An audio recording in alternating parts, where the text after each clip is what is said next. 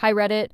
Buckle up because this is going to be long. My name is Jessica. I am 29 years old, married to my husband, Mike, who is 31, and we have a little girl named Chloe, who is 4.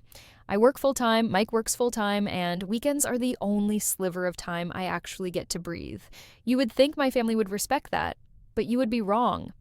Apparently, my weekends are now considered some kind of community service hours for my mother and my stepmother because both of them teamed up and decided that I should be the designated weekend babysitter for their children. So let me introduce the cast. My mom, Linda, is 54. She remarried when I was in my early 20s and now has twin boys with my stepdad. They are 6 years old, identical. And if you have ever wondered what it is like to be trapped inside a blender while someone keeps pressing the on button, that is the energy they give off every second of every day. My stepmom, Carol, is 51. She is married to my dad, and they have a daughter, Sophie, who is 8. Sophie is sweet, but she has the stamina of an Olympic athlete who just did a line of sugar. And then there is me, the family's responsible oldest, the one who always helped out, the one who never caused trouble, the one they could rely on. Translation, free labor. My husband, Mike, bless him, is the saint in this story. He is my partner in crime, the one with the ideas, and the one who looked at me like I had lost my mind when I told him what my mom and Carol had decided. This whole mess started on a random Tuesday night. I got a call, and when I answered, both my mom and Carol were on speakerphone. Like some evil tag team. They told me they had made a schedule for me. Yes, an actual schedule. They said very proudly that I would alternate weekends. One weekend I would watch the twins, the next I would watch Sophie. They said they were doing me a favor by giving me notice, as if they were some kind of benevolent rulers. When I tried to say I had my own kid, my own life, my own weekends, my mom hit me with, "Well, you are good with children and we need you. That is what family does." Then Carol jumped in and said, "It is not like you are paying rent to us." Excuse me? I am 29 years old. I have my own mortgage, my own bills, and zero connection to either of their households beyond blood. What rent am I supposedly paying? I was so stunned that I did not even fight back the way I should have. Like an idiot, I agreed. I hung up, told Mike, and he gave me the most incredulous look. He said, "Jess, you are going to regret this." Spoiler, he was absolutely right. The first weekend rolled around. It was the twins' turn. I showed up at my mom's house Saturday morning, and she and my stepdad practically shoved the kids into my arms while running out the door. They said they were going on a day trip, no instructions, no money for food, no idea where they were going, just pure chaos left behind. Within the first hour, one twin poured syrup on the dog, the other tried to flush a Hot Wheels car down the toilet, and then one of them told me he wanted to test gravity with the TV. I had to physically wrestle the remote control out of his hands before we had a very expensive physics experiment in the living room. By lunchtime, I gave up and ordered pizza using Mike's account because my mom had left me nothing. I bribed them with breadsticks just to get 15 minutes of peace. When my mom came back and I mentioned the pizza, she actually had the audacity to say, "You should have packed them something." I stared at her, completely dumbfounded. Packed them something? I am not their parent. The next weekend was Sophie's turn. Carol and my dad showed up at my house at 9 in the morning sharp. They said, "We will be back late, do not wait up," and left before I could even respond. My plan for the day had been to take Chloe to the zoo. Instead, I had 2 children who wanted completely different things. Chloe wanted to see giraffes, Sophie wanted McDonald's, neither wanted to compromise. I ended up spending $75 on zoo tickets, then another $50 on snacks because apparently 8-year-olds eat like linebackers. By the end of the day, I was broke, exhausted, and bitter. This routine went on for a month. Every weekend, one of them would dump their kids on me and disappear. I never got money for food, I never got a thank you, and I never got a break. I was constantly broke because kids are expensive, constantly tired because managing 3 or 4 of them at once is chaos, and constantly cranky because my weekends had vanished. Then one evening, after another disastrous Saturday where the twins tried to see if the hamster could swim in the toilet, Mike sat me down. He looked at me seriously and said, "Enough. They are treating you like a nanny. If they want to treat you like a nanny, then let's show them what a nanny would cost." All right, Reddit, here comes the sequel. And this is where things start getting very interesting. Or after that night, when Mike told me to show them what a nanny would cost, I sat down with him and we got to work. He pulled up a professional nanny contract template online, one that looked very official, with all the legal language and neat formatting. Together, we filled it out like we were preparing for a job offer. We set the childcare rate at $22 an hour, which is on the lower end for our area, but still fair. Then we added $15 an hour for housework because those twins were little hurricanes and I was constantly cleaning up after them. We included overtime rates for anything past 8 hours, transportation fees since I was burning gas, dragging kids around, and even a cancellation fee if they bailed last minute. Then we did the math.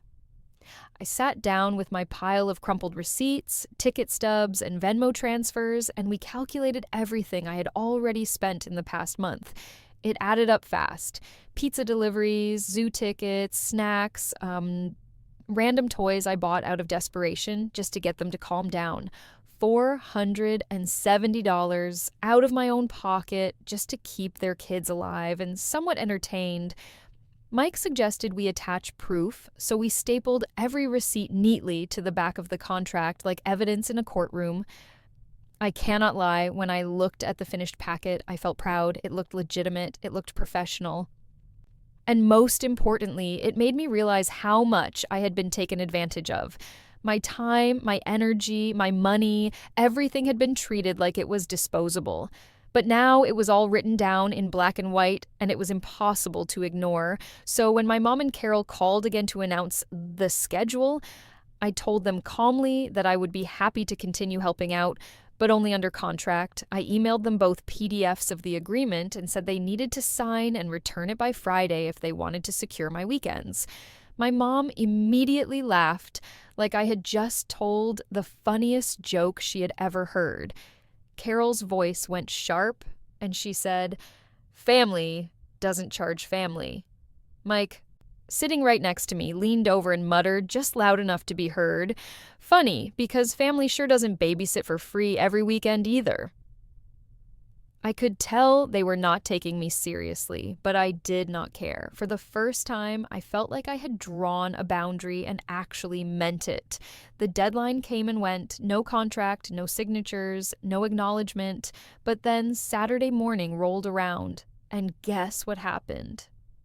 The doorbell rang at 9 a.m. sharp.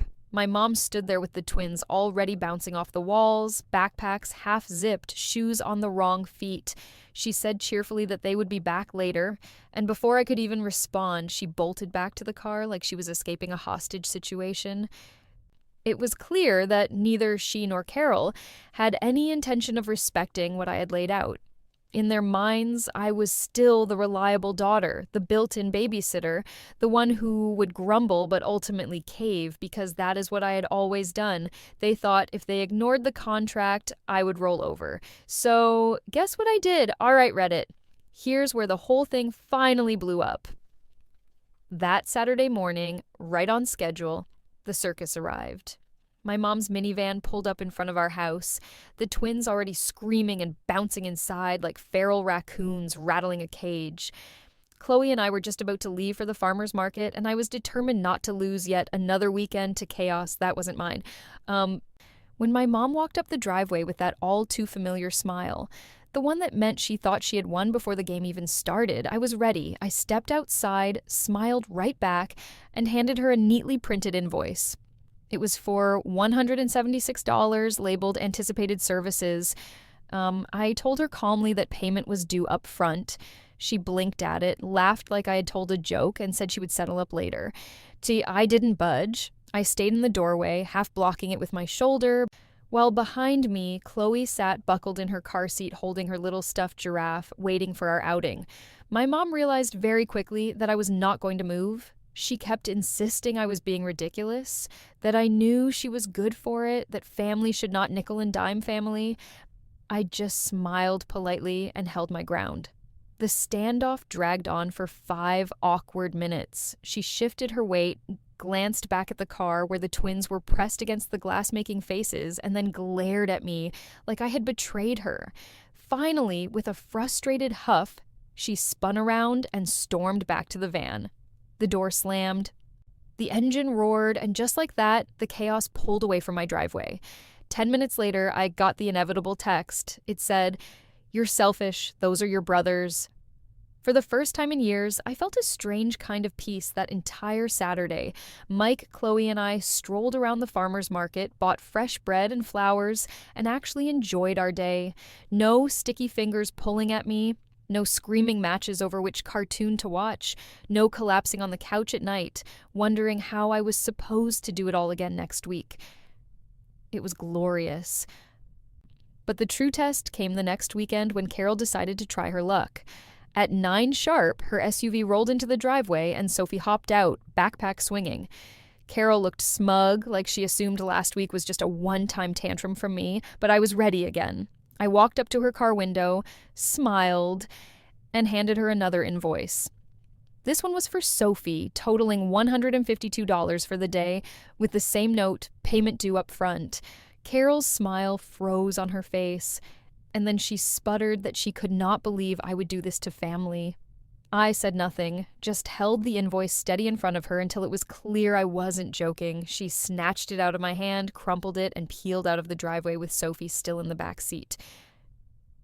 I spent that weekend taking Chloe to the park, baking cookies with Mike, and actually relaxing. No guilt, no exhaustion, no feeling like my life was being siphoned off into endless childcare duties for kids that weren't mine. It only took those 2 weekends for the shift to happen. My mom and Carol realized I was serious, and if they wanted their precious free time, it was not going to come from exploiting me anymore. They had to scramble to find actual sitters, and let me tell you, it was not easy for them. Both of them called around, complained to mutual relatives, even tried the guilt trip strategy on me again, but I did not waver. And eventually I heard from my younger cousins and my aunt that both my mom and Carol had been forced to pay out of pocket for childcare. Real professional sitters, the kind that charged hourly, demanded clear schedules, and had no problem saying no if they weren't available. For 2 women who had spent months congratulating themselves on their clever schedule, the sticker shock was brutal. And apparently, those sitters weren't cheap. All right, Reddit, here's the next round of family drama because, of course, this story didn't end with me just handing out invoices at my doorstep. About a week after the second failed drop-off attempt, my mom called me to talk. Her voice had that serious tone, the one she used when she was gearing up for a guilt trip. She said that between her and Carol, they had spent over $600 on babysitters in the past month alone. I could practically hear the outrage in her voice, like this was some grand injustice that had been done to her. She clearly expected me to gasp and apologize, to suddenly see her point, but all I could do was smile to myself. I told her very calmly, "Wow, sounds like the going rate for childcare is expensive, huh?" There was a pause, and then she said exactly what I knew she would. "Yes, which is why you should help." I could almost see her sitting there, thinking she had delivered some airtight logic, but I laughed. Because I could not believe she was still trying this angle, I reminded her that I had already helped for a solid month. Every single weekend, I was the built-in nanny. I did not just give my time, I gave my money. I laid it out again, nearly $500 of my own expenses on food, tickets, and bribes to keep her kids from setting the house on fire. I told her bluntly that I had done my time and I had paid my dues. If she wanted a nanny, then she needed to pay for one because I already had a full-time job, I already had a 4-year-old daughter, and my weekends were not free. That was when Carol jumped in, because apparently they had me on speakerphone again. Tag team style like they always do. She said, "You're punishing Sophie." Her voice was sharp, like I had just taken candy away from her child. I had to laugh again because it was so absurd. I told her, "No, I am not punishing Sophie. I am teaching you both that I am not free labor. Sophie still has her parents, the twins still have theirs. They are your responsibility, not mine." At this point, Mike was sitting right next to me on the couch, listening to the entire exchange. He had his arms crossed, eyebrows raised, clearly enjoying the show. Every time one of them tried to twist things, he leaned over and whispered little comments in my ear.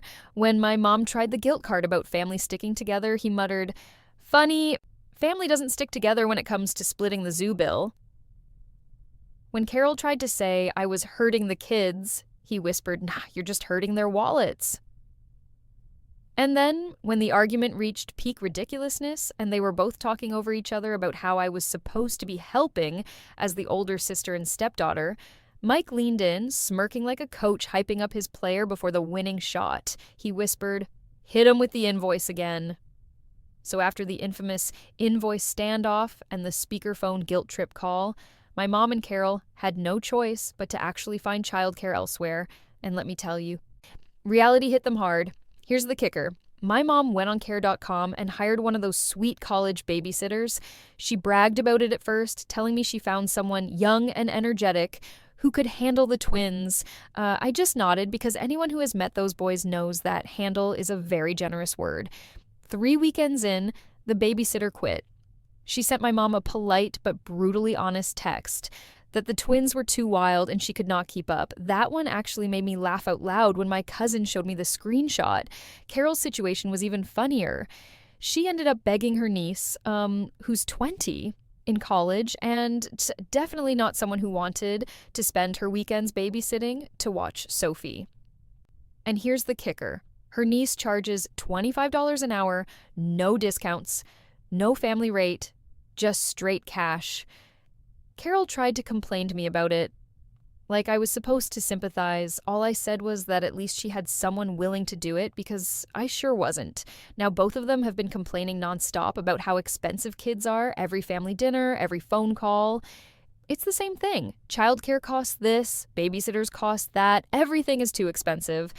They act like they are the first parents in history to discover that raising children is costly. After weeks of biting my tongue, I finally said the words I should have said months ago. I told them flat out, "You should have thought about that before having more kids in your 50s. The silence that followed was beautiful. They did not have a comeback. They just looked at me like I had smacked them with a truth they didn't want to hear. And here's the best part. Mike and I now have our weekends back. No chaos, no exhaustion, no guilt trips. Last weekend, we took Chloe to a pumpkin patch. We picked pumpkins, went on a hayride, ate apple cider donuts, and for once, I didn't feel like I was juggling other people's kids instead of enjoying time with my own. Chloe was happy, I was happy, and Mike spent the whole day grinning like he had just won a championship game. It was the kind of weekend that reminded me why I had put my foot down in the first place. My mom and Carol are still salty. They make little digs sometimes, saying things like, "Well, some of us don't get weekends off," or "must be nice to just do whatever you want." But guess what? They've completely stopped calling me the family babysitter. They know I won't cave, and they know I meant it when I said my time has value. So here's the moral. Reddit, do not be afraid to invoice your family. Do not be afraid to put a price on your time and your energy. If they want to treat you like an employee, then treat it like a job. Draw boundaries, stand firm, and don't let guilt trips convince you that your weekends or your sanity are less important than someone else's convenience. That's the end of my saga, folks. Thanks for following along. If you like this ride, hit me with your comments, your thoughts, and your upvotes. And hey, subscribe if you want more stories, because in my family, the drama never really ends.